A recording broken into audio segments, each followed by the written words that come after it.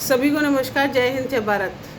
आज मेरी बात मेरे उन सभी बहन भाइयों देशवासियों से है जो अपने देश के प्रति समर्पित हैं, देश प्रेम की भावना रखते हैं।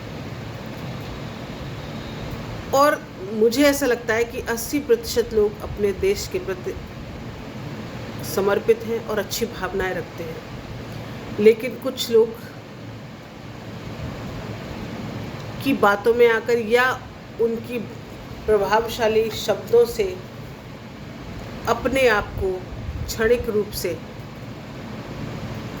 व्यथित होकर सोशल मीडिया पर एक दूसरे के प्रति अभद्र आपत्तिजनक शब्दों का इस्तेमाल करते हैं। इससे हम किसी का कुछ नहीं होता है। इससे हमारी मानसिकता, हमारी मानसिक विक्षिप्तता का परिचय होता है।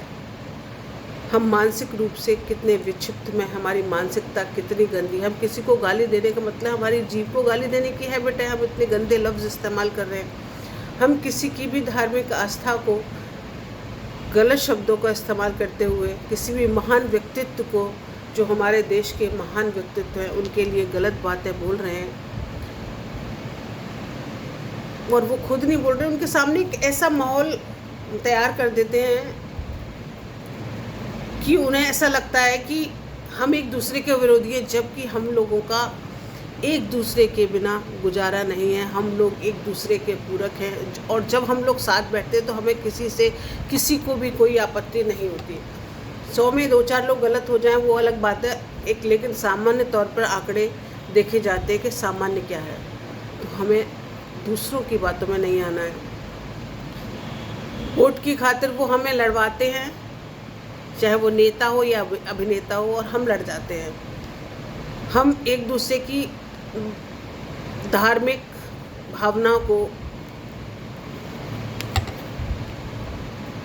प्रहार करने में एक होड़ सी लगा लेते हैं और इतने गंदे शब्दों का इस्तेमाल आजकल सोशल मीडिया पर हो रहा है कि सुनने में शर्म आ जाती है।